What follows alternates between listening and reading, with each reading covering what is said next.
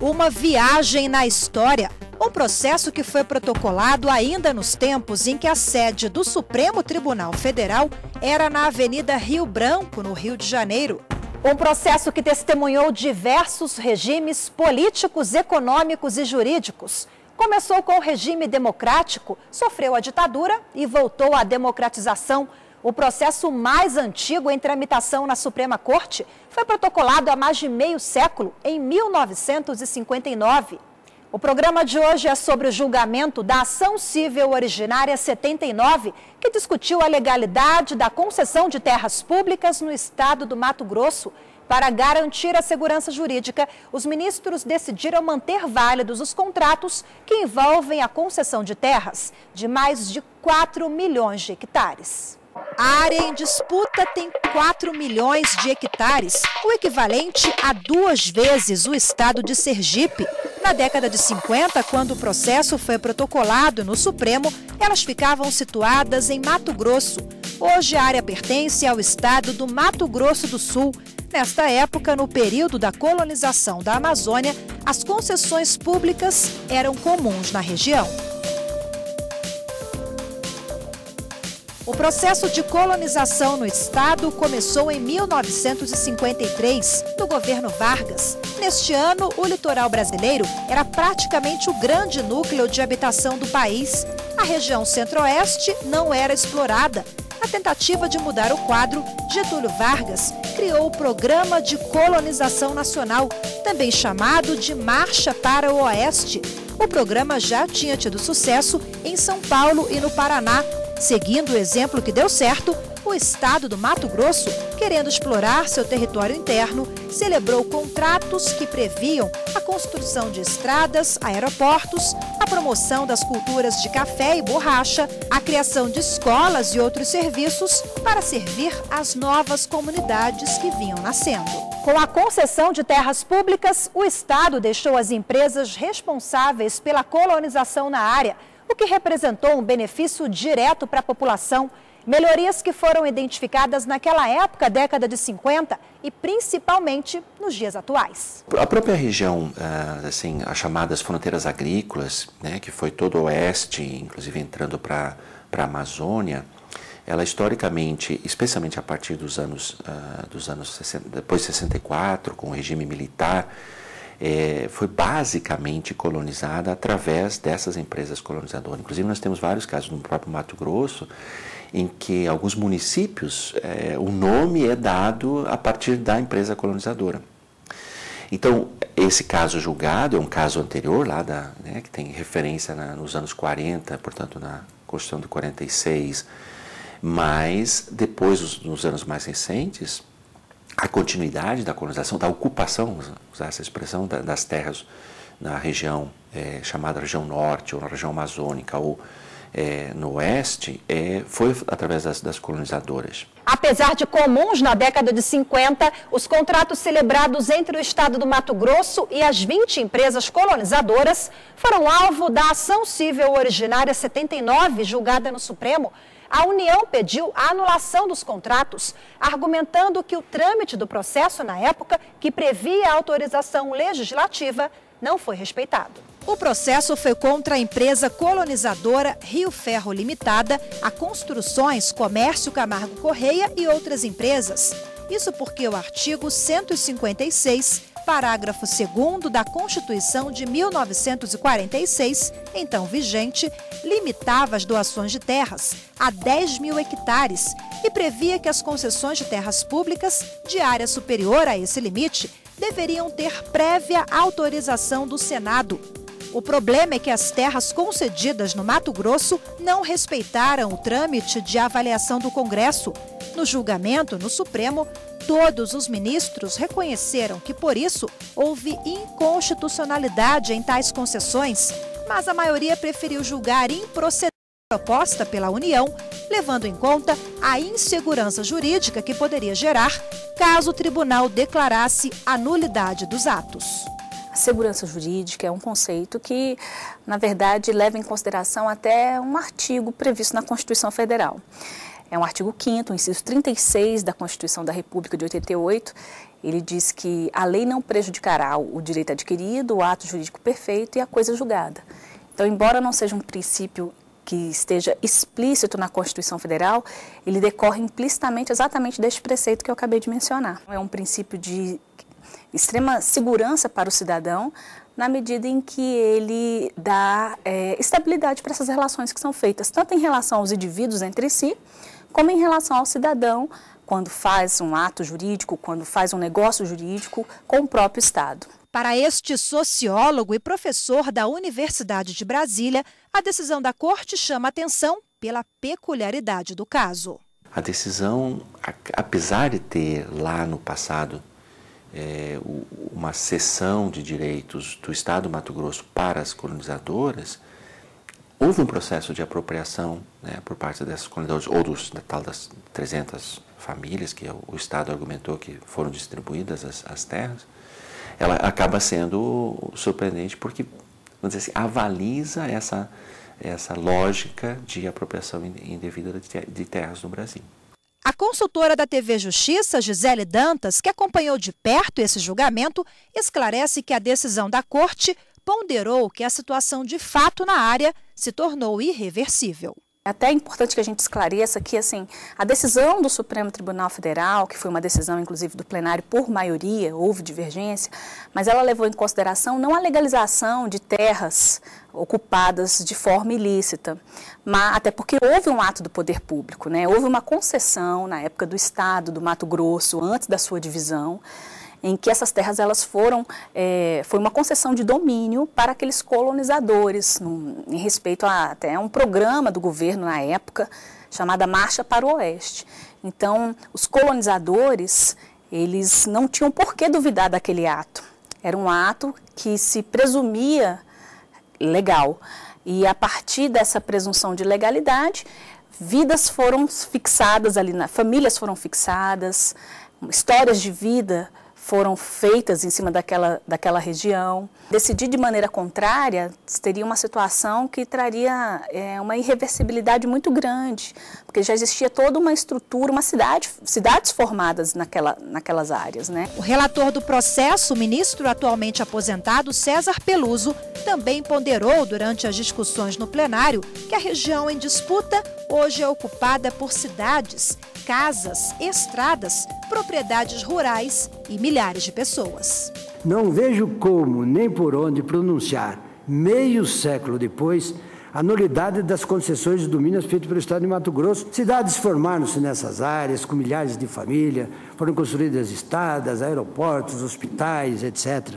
O comércio e a lavoura expandiram-se significativamente, ergueram-se as seções de benfeitorias públicas e privadas. O Estado já deu origem ao outro em 1979, seccionando a área em duas, tão grande era a sua extensão. Depois do intervalo, você acompanha os principais trechos do voto do relator do processo, dos outros ministros que participaram do julgamento e da defesa. Como é que essa Corte Suprema pode dar um provimento para desfazer tudo isso sem que esses colonos e seus sucessores participem da presente lide? Todos nós reconhecemos que houve uma ilegalidade. E uma ilegalidade que ensejou, inclusive, uma comissão parlamentar de inquérito. São 60 anos.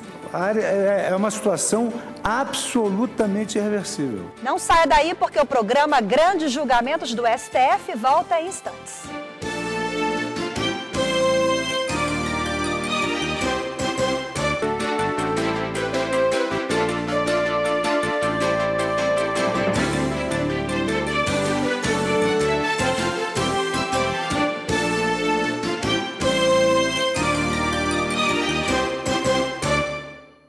O programa desta semana é sobre o julgamento da ACO, a Ação Civil Originária 79, em que a União questionava a concessão de terras a empresas responsáveis pela colonização do Mato Grosso na década de 50. Apesar de reconhecer a ilegalidade de tais concessões, para garantir a segurança jurídica, por maioria, o plenário decidiu manter a validade da alienação de terras públicas. O processo de colonização no Mato Grosso começou em 1953. A iniciativa de concessão das terras públicas veio do governo federal na presidência de Getúlio Vargas, que pretendia estimular a economia e a habitação na região centro-oeste.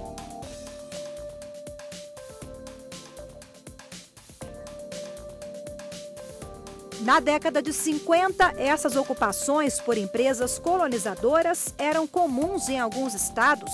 A Constituição Federal vigente na época, a de 1946, autorizava as concessões de terras, mas limitava o tamanho a até 10 mil hectares. A doação de áreas superiores deveria ser autorizada pelo Senado. Como este processo não foi feito, a União procurou o Supremo, alegando que as doações eram ilegais. A ação foi ajuizada contra o estado do Mato Grosso e 20 empresas colonizadoras.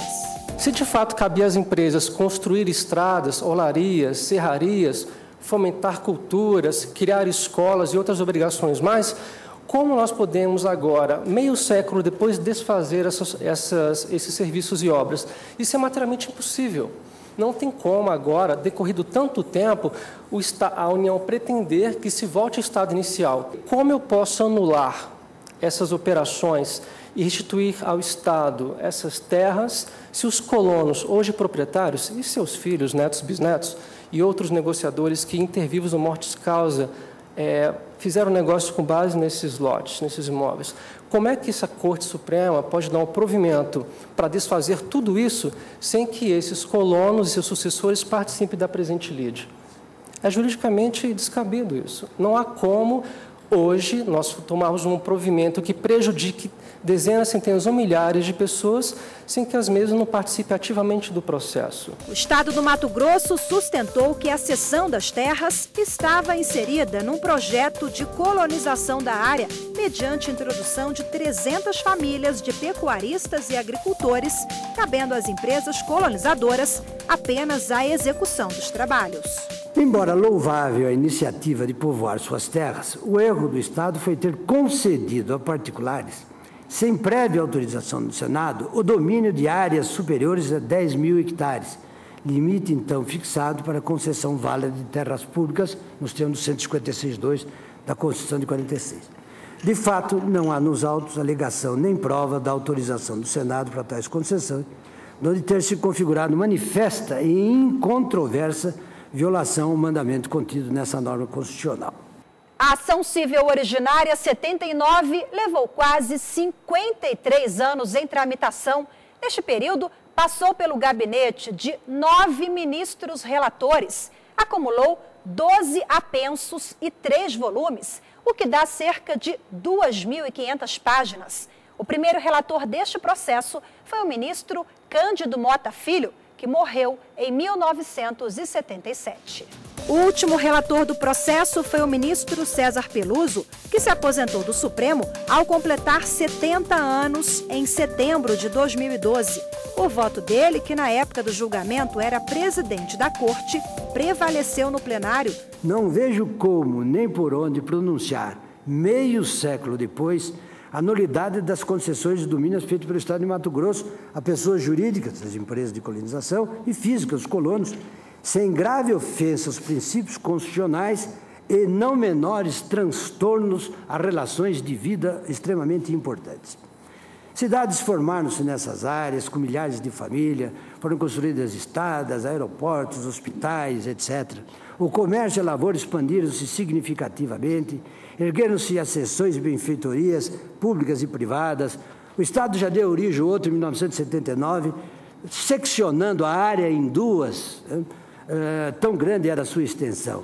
Apesar de concluir pela inconstitucionalidade da concessão de terras, pela falta de autorização legislativa, o relator invocou o princípio da segurança jurídica, até mesmo porque as terras foram repassadas pelo Estado a colonos, na presunção da boa-fé.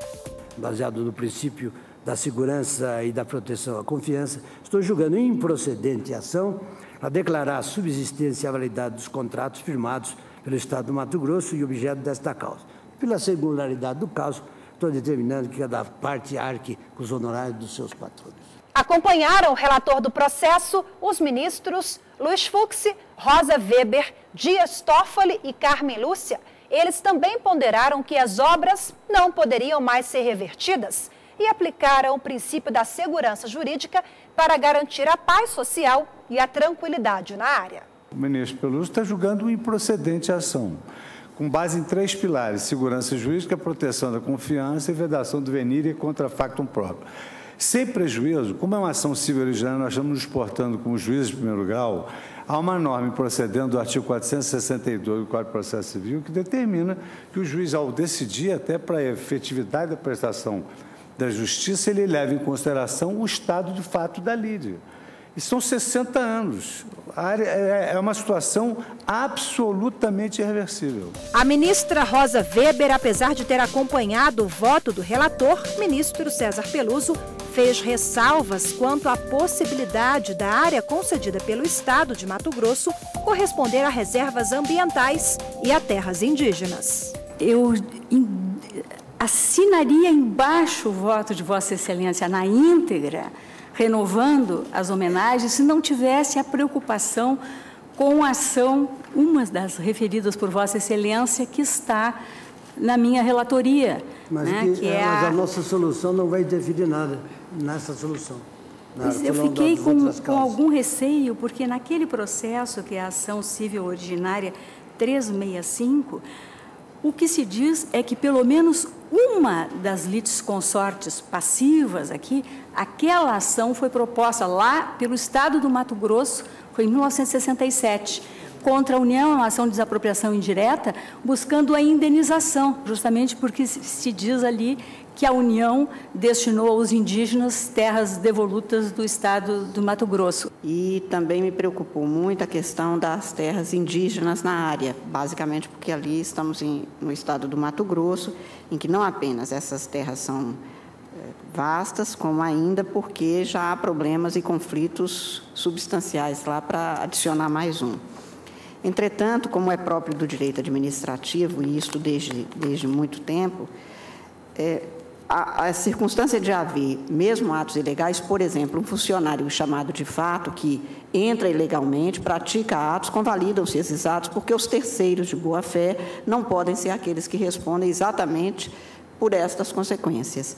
Aqui é muito mais grave pelas consequências sociais que se tem na vastidão da área e enfim, por todos os que adquiriram, que têm as suas vidas, como Vossa Excelência cansou de enfatizar, devidamente sedimentada, consolidada, e que agora uma boa parte não deve sequer saber que existe uma pendência dessa natureza e que pode acordar no dia seguinte, sabendo que a sua vida não está completamente no ar. O interesse da União aqui é o interesse da defesa da prerrogativa do Senado da República. Sim. E não de um título de domínio. É importante ficar isso esclarecido. E aí o que nós temos que verificar é, se passado esse tempo, se depois de tantas pessoas se estabelecerem nesses locais, municípios serem erguidos, os próprios entes públicos terem próprios nesses estados, nós vamos desfazer toda essa cadeia. Eu penso que a solução dada está dentro de tratar o excepcional como excepcional e reconhecendo que houve um descumprimento para não servir, e aí que eu acho que é a maior preocupação da Corte, senhor presidente, não servir de precedente para outras hipóteses, como, por exemplo, esse tribunal, historicamente, ele jamais placitou as doações feitas por estados em áreas de fronteira, cuja titularidade é da União. Além de ser o processo mais antigo em tramitação no Supremo, a ação civil originária 79, ela é cercada de curiosidades. Em 1986, a própria União, que é autora da ação, entrou com um processo pedindo a extinção da ação aqui no Supremo. Só que um ano depois, em 1987, ela desistiu e voltou atrás. Durante esses anos todos, o Estado do Mato Grosso também pediu a extinção da ação. Isso porque alegou que seria impossível reverter a situação fundiária já instalada no Estado. Argumento que não convenceu o ministro Ricardo Lewandowski. Ele abriu a divergência e advertiu que uma decisão pela improcedência da ação representaria a legalização de latifúndios, além das dimensões permitidas. Além destas áreas, desses imóveis eventualmente poderem coincidir com áreas indígenas, talvez podem estar localizadas em áreas ambientais, de preservação permanente e objeto de outros conflitos. E na medida em que nós assentamos a propriedade, o domínio, por uma decisão no plenário do Supremo Tribunal Federal, nas outras ações que já estão ajuizadas e outras que porventura vierem a ser ajuizadas, nós teremos grande dificuldade de eventualmente conciliar as situações conflitantes. Lewandowski foi seguido pelos ministros Marco Aurélio e Aires Brito.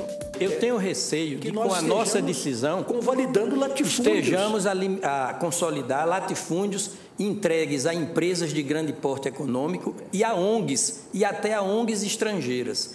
E como com a nossa decisão, convenhamos, se for favorável à pretensão da União, as coisas voltarão para o poder público, que o poder público resolva.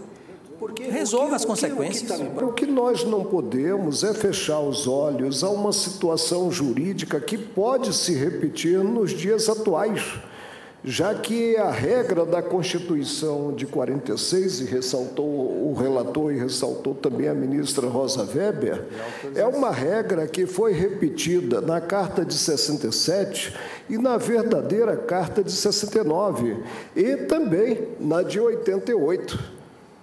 Agora, só pela passagem do tempo, a julgar-se improcedente o pedido formulado na inicial é dar ao fato consumado, que eu reconheço que no Brasil tem um peso incrível, né? Dá ao fato consumado uma envergadura a sobrepor-se, inclusive, à Constituição Federal. Todos nós reconhecemos que houve uma ilegalidade. À época, foi um verdadeiro escândalo nacional. E a Constituição, ela limitava a concessão ou alienação de terras públicas a 10 mil hectares, e nós tivemos a concessão da ordem de 200 mil hectares. Nós temos que conceber que a situação fática, ela é irreversível. Isso significa dizer que o Estado de Mato Grosso, evidentemente, fez o que não deveria ter feito. Agora, o que diz o Estado de Mato Grosso nos autos? Anular esses títulos de terra será desalojar trabalhadores cujos números incalculáveis se avolumam por este Estado, que hoje, dividido e com quase o dobro dos municípios existentes naquela época, tem um governador voltado para os conflitos sociais na zona rural e suas soluções. Foram 5 votos favoráveis a 3. O ministro Gilmar Mendes, que é natural de Diamantino, no Mato Grosso, se declarou impedido. Também não participaram da sessão os ministros Joaquim Barbosa e Celso de Mello. O plenário da Suprema Corte entendeu por convalidar, por validar aqueles contratos para que pudesse ter uma pacificação social em relação a todos aqueles vínculos que foram formados na região. Então, na ponderação entre o princípio da legalidade e da segurança jurídica, acabou por prevalecer a segurança jurídica. Vamos agora para um rápido intervalo, mas o programa Grandes Julgamentos do STF volta já.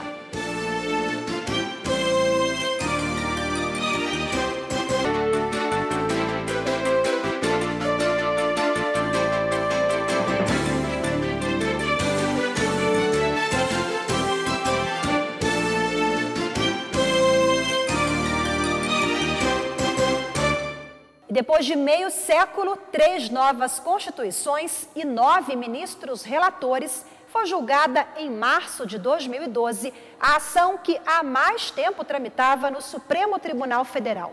O processo em que a União questionava a concessão de terras feitas pelo Estado do Mato Grosso a empresas colonizadoras é o tema do programa desta semana.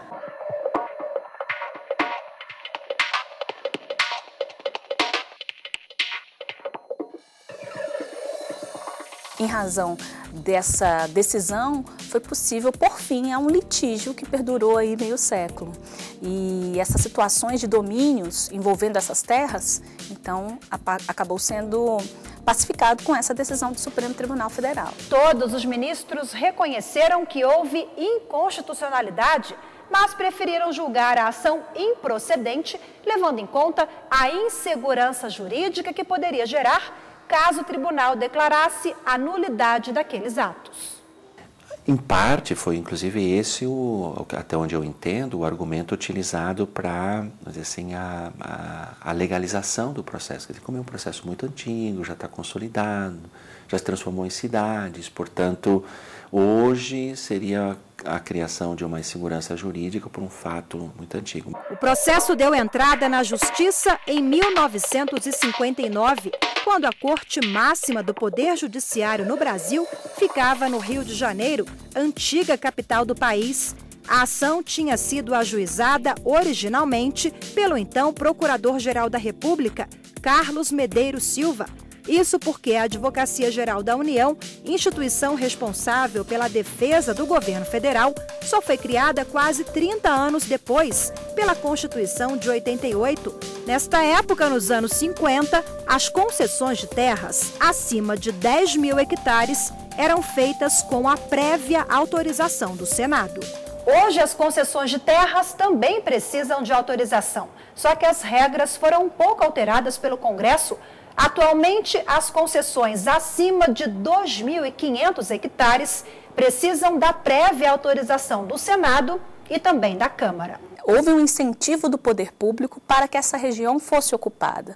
Então, certamente, hoje, quando a gente olha para a região, o desenvolvimento que se tem, que é possível perceber, se deu, sem dúvida, em relação a esse ato que foi praticado há tantos anos atrás. E nós ficamos por aqui. Temos um encontro marcado no próximo programa com mais uma grande decisão do Supremo. E lembrando que se você tem alguma sugestão ou quer participar do programa, é só enviar um e-mail para a gente, anote aí o endereço, é grandesjulgamentos@stf.jus.br. Obrigada pela sua companhia e até a próxima.